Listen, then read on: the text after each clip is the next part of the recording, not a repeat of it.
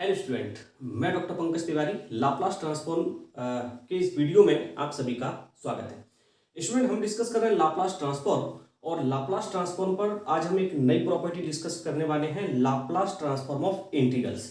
तो स्टूडेंट, इससे पहले हमने बहुत सारी प्रॉपर्टीज पढ़ी है, हमने फर्स्ट शिफ्टिंग पढ़ी है, हमने सेकंड शिफ्टिंग थ्योरम्स पढ़ी है, हमने जो है आपसे चेंज ऑफ स्केल प्रॉपर्टी पढ़ी है, हमने आपसे डिवीजन बाय टी प्रॉपर्टी पढ़ी है, हमने मल्टीप्लिकेशन बाय टी की पावर n पढ़ी है और स्टूडेंट हमने इससे पहले पढ़ी थी डेरिवेटिव प्रॉपर्टी और बहुत सारी प्रॉब्लम हमने जो है इससे पहले सॉल्व की हुई हैं। तो स्टूडेंट, अगर प्रीवियस लेक्चर आपने वॉच नहीं किए हैं तो यहाँ आई टैब पर एक प्लेलिस्ट हो रही होगी जिसमें लाप्लास ट्रांसफॉर्म के सारे लेक्चर्स आपको दिखेंगे। आप चाहें तो वहां क्लिक करके लाप्लास ट्रांसफॉर्म के सारे लेक्चर वॉच कर सकते हैं। और स्टूडेंट, आप चाहें तो NIT school of mathematics search कर प्लेलिस्ट पर जाकर भी बहुत सारी प्लेलिस्ट वहां दी हुई हैं, डिफरेंशियल इक्वेशन, न्यूमेरिकल मेथड, और तो वहां से आप जो है उनको वॉच कर सकते हैं। तो स्टूडेंट, चलिए यहाँ जो है हम जो है आपसे प्रॉपर्टी डिस्कस करने वाले हैं लाप्लास ट्रांसफॉर्म ऑफ इंटीग्रल। तो सबसे पहले हम बता दें आपको कि ये प्रॉपर्टी होती क्या है। तो स्टेटमेंट देख लेते हैं। If Laplace transform of F T is equal to F S, then Laplace transform of 0 से t F U D U is equal to 1/s F S. तो स्टूडेंट, जरा इसको समझ लें। ये मैं आपको बता रहा हूं इंटीग्रल प्रॉपर्टी। तो वो कह रहे हैं कि Laplace transform of F T is equal to F S दिया है, तो हमारा लाप्लास ट्रांसफॉर्म ऑफ 0 से t F U D U is equal to क्या होगा? वो होगा एफ एस इंटू 1/s। तो इंटीग्रल प्रॉपर्टी के लिए बात कर रहे हैं तो यहाँ इंटीग्रल का आपका क्या है? साइन है। तो पहले तो आपको जो है स्टेटमेंट इसका याद होना चाहिए। अब स्टूडेंट जो है आगे बढ़ने से पहले मैं आपको इसका प्रूव करके दिखाने वाला हूं। मैं आपको इसका क्या करके दिखाने वाला हूं? प्रूव करके दिखाने वाला हूं। बेसिक साइंस के जो स्टूडेंट हैं, जो BSc कर रहे हैं, उनके लिए ये बहुत ही इंपॉर्टेंट है क्योंकि उनके एग्जामिनेशन में तो प्रूफ पूछा ही जाता है। इंजीनियरिंग स्टूडेंट में कभी कभी पूछ लेते हैं और ऐसे फ्रिक्वेंटली इसको नहीं पूछा गया है ना। तो इस पे बेस्ड जो प्रॉब्लम आएंगी वो उनके लिए बहुत इंपॉर्टेंट होंगी।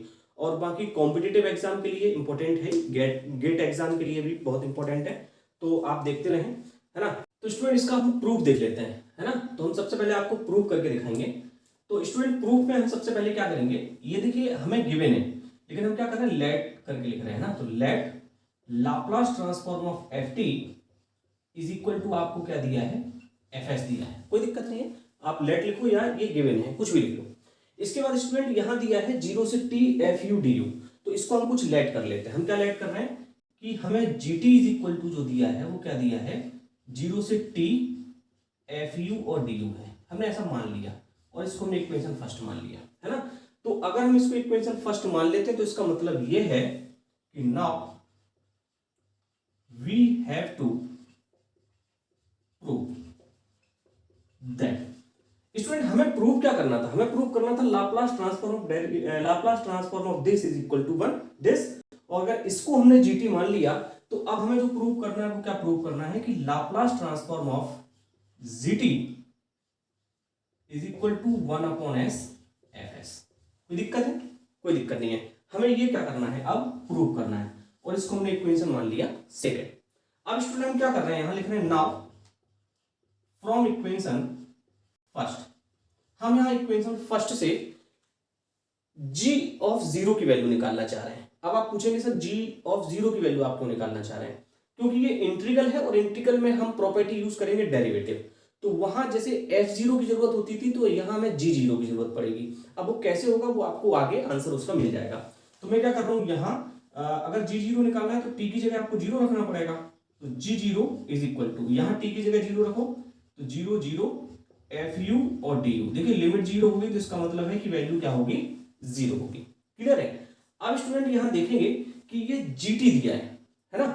और अगर इसका हम डेरिवेटिव निकालें तो डेरिवेटिव हम क्यों निकालना चाह रहे हैं? हम डेरिवेटिव इसलिए निकालना चाह रहे हैं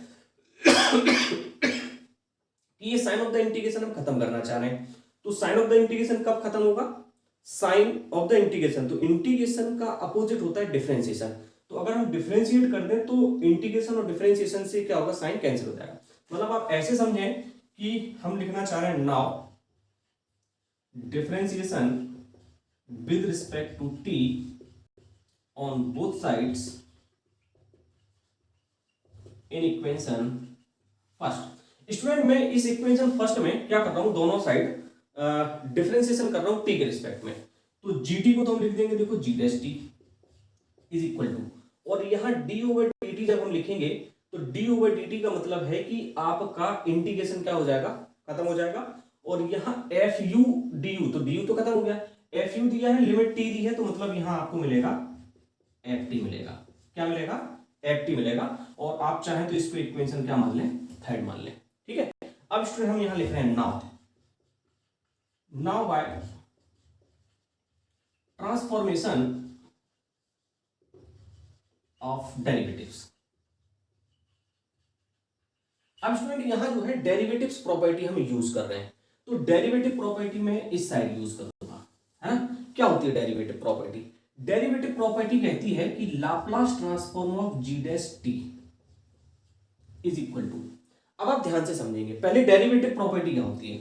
हमने डेरिवेटिव प्रॉपर्टी में आपको बताया था स्टूडेंट कि अगर Laplace transform of F dash T हमें फाइंड आउट करना है तो होता है S F S minus F zero.